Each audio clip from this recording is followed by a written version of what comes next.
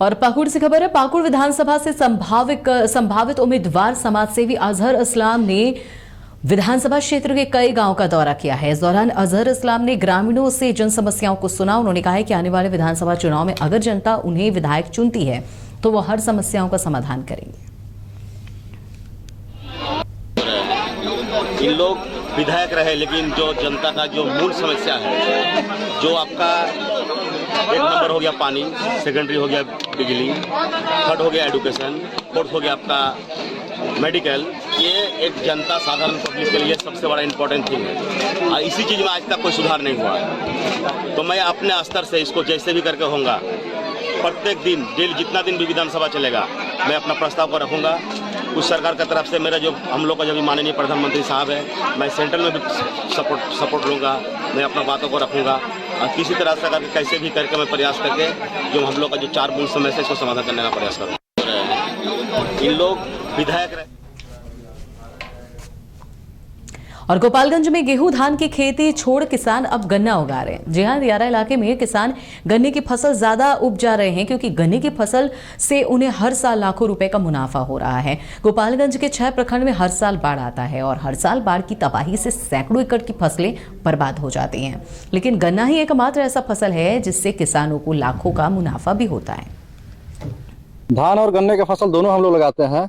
हम 6-7 साल से किसानी कर रहे हैं गांव पे अपने, और धान का भी फसल की है। धान के फसल में बहुत परेशानी हुआ, नुकसान भी हो जा रहा है। मान लीजिए धान के फसल हम लगा रहे हैं, पानी नहीं हो रहा है, वहाँ हम लोग पटाते पटाते थक जा रहा है, फिर भी रिकवरी नहीं हो रहा है। जब तक बारिश नहीं होगा तो रिकवरी नहीं होगा। गन्ना का खेती में हम लोग यहाँ लगा दीजिए, थोड़ा बहुत मेहनत कर दीजिए, मजदूरी की तो 2-3 साल काटते रहिए। काटने के बाद उसको हम लोग 9 मंथ में काट लेते हैं, फिर मिल में भेजते हैं। समय से गन्ना फैक्ट्री हम लोग को पेमेंट कर देता है। उससे हम लोग का काम धाम जो भी हो, बाल बच्चा हो, पढ़ने घर परिवार का खर्चा हो, उसमें से चल जाता है।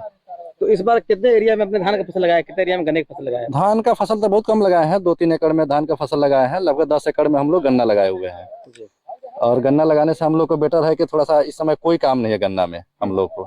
अभी हम लोग 2 मंथ मात्र काम रहता है। हम लोग नवंबर से कटना चालू करेंगे, जनवरी तक उसको काट के अपना फ्रेश कर लेंगे। 1-2 मंथ हम लोग लगता है सफाई भी कराना है, बस काम खत्म हो गया गन्ना में। हर साल उसको मतलब 3 साल 1 साल लगाइए तो काटते रहिए। थोड़ा बहुत बारिश हो जाए 4 साल भी चलता है। देखिए, जो एक्सेस वाटर छोड़ा गया था नेपाल से, वो हमारे दियारा के क्षेत्रों में, जो निचले क्षेत्र हैं, उसमें उसने गन्ने की खेती को प्रभावित किया है। जो पौधे गन्ने के छोटे रूप में थे तो उनकी जड़ों को प्रभावित किया है। हो सकता है वो किसान को नुकसान हो जाए। बाकी जो पानी बाढ़ का आता है, एक्सेस पानी आता है नेपाल से, वो अपने साथ कुछ ना कुछ बीमारियां जरूर लाता है। तो इस गन्ने के लिए स्पेशली कहना चाहेंगे कि इस समय किसान NPK का छिड़काव जरूर करें। फंगल इन्फेक्शन होता है तो उसकी दवा हमारे विकास कर्मचारी गांव-गांव जाके बांट रहे हैं, उनसे ले लें। और घास पतवार जो अगर बढ़ती है इस बरसात के बाद, तो उसके लिए 2,4-D है, वो जरूर लें, उसका छिड़काव जरूर करें। यदि इसके बाद भी उन्हें ऐसा लगता है कि उन्हें कोई मदद, कोई सहायता या कोई सलाह की आवश्यकता है, तो वो अपने हेल्पलाइन नंबर से बात कर सकते हैं। हमारे मिल में आ जाएं, हम उनको पूरी सहायता करेंगे। और इस जो संकट की घड़ी आई है किसान के लिए, उसमें मिल प्रबंधन किसान के साथ खड़ा हुआ है, पूरी मदद करी जाएगी। और बिहार में अपराधियों का तांडव लगातार बढ़ता ही जा रहा है। राज्य के अंदर हर दिन कहीं ना कहीं हत्या, लूट और छिनतई जैसी घटनाएं हो रही हैं। और इसी कड़ी में अब एक ताजा मामला भागलपुर से आया है, जहां बताया जा रहा है दवा कारोबारी के बेटी की गोली मारकर हत्या कर दी गई है। इस घटना के बाद इलाके में दहशत का माहौल कायम हो गया है। मिली जानकारी के मुताबिक भागलपुर में दवा कारोबारी बलराम केड़िया के पुत्र रौनक केड़िया की गोली मारकर हत्या कर दी है। घटना उस वक्त हुई जब अपना दुकान बंद कर वो घर जा रहे थे। तभी अज्ञात अपराधियों ने रौनक पर ताबड़तोड़ गोलियां चलाई और वहां से फरार हो गए। गोली की आवाज सुनने के बाद आसपास के लोग वहां पर इकट्ठा तो हो गए, तो देखा कि रोशन बुरी तरीके से घायल हो गया है। उसके बाद उसे आनन फानन में अस्पताल पहुंचाया गया और इलाज के दौरान बताया जा रहा है उसकी मौत हो गई। कल देर रात्रि एक घटना हुई काजोली चक है, यहाँ पे सरकारपुर थाना में। वहाँ पे एक युवक की गोली मारकर हत्या कर दी गई। तो उसमें सीनियर ऑफिसर्स के द्वारा घटनास्थल का मुआयना भी किया गया, ऑफिसर की टीम के द्वारा वो विजिट किया गया और उसमें एक SIT बनाई गई DSP सिटी अजय चौधरी के नेतृत्व में, और वो टीम हमारी काम कर रही है। और जल्द ही इस पूरे मामले में जो भी शामिल है उनकी गिरफ्तारी सुनिश्चित की जाएगी और जो भी उद्देश्य है हत्या का उसका भी खुलासा जल्दी किया प्रथम दृष्टया क्या सामने है? ये हत्या का मामला लग रहा है और चूँकि अंदर घटना हुई है तो हम लोग पूरे इलाके का भी मुआयना कर रहे हैं और जो भी इसमें साक्ष्य है जो वीडियो वगैरह साक्ष्य मिल रहे हैं उसको भी हम लोग संकलन कर रहे हैं और टीम काम कर रही है, जल्दी इसका खुलासा करें। और पटना में राजद विधायक मुकेश यादव ने तेजस्वी यादव के होने वाली बिहार यात्रा पर बोला है कि सत्ता पक्ष को चिंता सता रही है तेजस्वी यादव की यात्रा को लेकर, और इस यात्रा से जनता की समस्या को जानकर सरकार को घेरने का काम करेंगे। बिहार की जनता तेजस्वी के साथ है, सांप्रदायिक शक्तियां तेजस्वी को डराने की कोशिश कर रही है, मगर यह होने वाला नहीं है। यात्रा पर इसलिए निकलते हैं कि जनता का फीडबैक देखिए, सत्ता पक्ष के लोग बोलापन बोली बोलते हैं। हमारे नेता आदरणीय तेजस्वी प्रसाद यादव हमेशा जनता के हित के लिए और जनता के लिए सोचते रहते हैं। आज ही नहीं हुआ यात्रा पर निकले हैं, पहले भी निकले थे और यात्रा पर इसलिए निकलते हैं कि जनता का फीडबैक और जनता की क्या दर्द दुख दर्द है, हम उनके बीच में जाएंगे तो सही पता चलेगा। उसके निराकरण के लिए हमारी सत्ता में नहीं है, हम विपक्ष के माध्यम से उनकी आवाज़ को सरकार तक पहुंचाएंगे, सरकार को आँख खोलेंगे। इसलिए जनता के बीच हमारे नेता जा रहे हैं और जहां 2020 के चुनाव में भी जनता मैंडेट आदरणीय नेता तेजस्वी प्रसाद यादव जी को दिया था, न कि सत्ता पक्ष में जो आसीन लोग हैं उनको दिया था। कहीं न कहीं सरकारी तंत्र के द्वारा हमारे नेता आदरणीय तेजस्वी प्रसाद यादव जी सत्ता में नहीं। कांग्रेस के वरिष्ठ नेता सलमान खुर्शीद की तरफ से बांग्लादेश में हिंसा को लेकर दिए गए बयान के बाद सियासत और ज्यादा गर्मा गई है। पटना में हिंदू शिव भवानी के राष्ट्रीय अध्यक्ष लव कुमार रुद्र ने कहा है कि ऐसे नेताओं को देश से बाहर कर देना चाहिए। हिंदुओं पर बर्बरता हो रही है और दूसरी तरफ इस तरीके के बयान हम बर्दाश्त नहीं करेंगे। उस व्यक्ति का नाम लेना नहीं चाहूंगा जिस व्यक्ति में राष्ट्र प्रेम की भावना नहीं है। जो व्यक्ति राष्ट्र से प्रेम नहीं करता है वही व्यक्ति इस तरह का शब्द का प्रयोग कर सकता है। आप देख रहे हैं यह हिंदुस्तान है, बांग्लादेश नहीं है।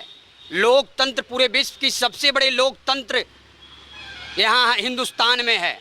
आप बांग्लादेश में तख्ता पलट के बाद जिस तरह से हिंदुओं पर निर्मम तरीके से हिंदुओं की हत्या हो रही है, हिंदुओं के घर मकान दुकान और ऑफिस को तोड़ा जा रहा है, हिंदुओं की महिलाएं बच्चे और बच्चियां तक सुरक्षित नहीं है, ये बहुत ही दुखद है, चिंताजनक है और दुर्भाग्यपूर्ण है। हिंदू शिव भवानी सेना भारत सरकार और विश्व के सारे इंटरनेशनल संस्थाओं से हम मांग करती है कि बांग्लादेश में हिंदुओं की सुरक्षा सुनिश्चित हो और जो प्रताड़ित हिंदू हैं, जो बांग्लादेश में हिंसा के शिकार हो रहे हैं, जिन पे अत्याचार हो रहे हैं, जुर्म हो रहे हैं, उन सारे प्रताड़ित हिंदुओं को भारत लाया जाए और उन्हें यहाँ व्यवस्थित किया जाए। आप देख रहे हैं बांग्लादेश के राष्ट्रगान का निर्माता अनार सोनार बंगला रविंद्रनाथ टैगोर 1906 में लिखे थे, उनकी मूर्ति को खंडित किया गया। बांग्लादेश के निर्माता संस्थापक के मूर्ति को खंडित किया गया। ये कौन लोग हैं?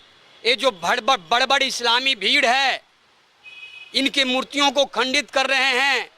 प्रधानमंत्री के आवास में जाकर प्रधानमंत्री के अंतः वस्त्रों को सार्वजनिक प्रदर्शन कर रहे हैं। क्या इस्लाम की खूबसूरती यही है? और कांग्रेस के वरिष्ठ नेता सलमान खुर्शीद की तरफ से बांग्लादेश में हिंसा को लेकर दिए गए बयान के बाद सियासत और ज्यादा गर्मा गई है। बीजेपी नेता और पूर्व मंत्री आलोक रंजन ने अपनी प्रतिक्रिया देते हुए कहा है कि ऐसे बयान से नेताओं को बचना चाहिए।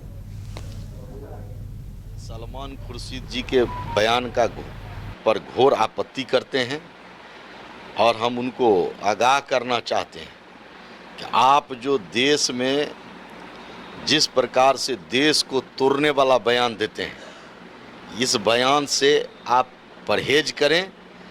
और हम समझते हैं कि देश के यशस्वी प्रधानमंत्री जी सबका साथ, सबका विकास, सबका सहयोग लेकर के और पूरे देश में जिस प्रकार से पूरे देश को आज मजबूत कर रहे हैं, पूरे देश को दुनिया में देश का एक सम्मान बढ़ा है, देश के 15 देशों, दुनिया के 15 देशों के देश ने इन्हें सर्वोच्च सम्मान से नवाजने का काम किया है। ऐसे यशस्वी प्रधानमंत्री देश को एकजुट करके और देश के विकास की बात करते हैं, और ये इस प्रकार के देशद्रोही सलमान खुर्शीद जैसे देशद्रोही लोग और अन्य इंडी अलायंस के जो लोग हैं वो इसी प्रकार का बयान दे करके देश में एक अराजकता पैदा करना चाहते हैं। और कटिहार में बांग्लादेश हिंसा को लेकर रेलवे अलर्ट पर है। आपको बता दें कि कटिहार रेल मंडल के लगभग 231 किलोमीटर रेलवे ट्रैक बांग्लादेश सीमा से सटा हुआ है। ऐसे में रेल मंडल पुलिस विशेष सतर्कता बरत रही है। इससे जुड़े इलाके में रेल पुलिस लगातार पेट्रोलिंग भी कर रही है। क्या विशेष ध्यान रख रहे हैं? कटिहार डिवीज़न के बांग्लादेश से 3 जगह पर लाइनें जुड़ी हुई है। मालदा ज़िले में हमारा एक रेल लाइन जाती है सिंगाबाद, और दूसरा है दिनाजपुर डिस्ट्रिक्ट में है, एक राधिकापुर में, और जलपाईगुड़ी डिस्ट्रिक्ट में हमारी हल्दीबाड़ी है। तीनों जगहों पर जैसे ही सूचना मिले तो ऐसा कुछ विध्वंसकारी कोई कार्य न हो, इसके मद्देनजर रखते हुए वहाँ पर सतर्कता बढ़ा दी गई है और सतत निगरानी रखी जा रही है ताकि किसी अनहोनी को टाला जा सके। लगातार पेट्रोलिंग हो रही है? हाँ, लगातार पेट्रोलिंग की जा रही है, नज़र रखी जा रही है। सीसीटीवी कैमरे जो लगे हुए उस पर निगरानी रखी जा रही है। वहाँ पर बॉर्डर पॉइंट पर जहाँ सीसीटीवी लगे हैं, और बीएसएफ से बिल्कुल तालमेल रखा गया है। किसी भी समस्या से निपटने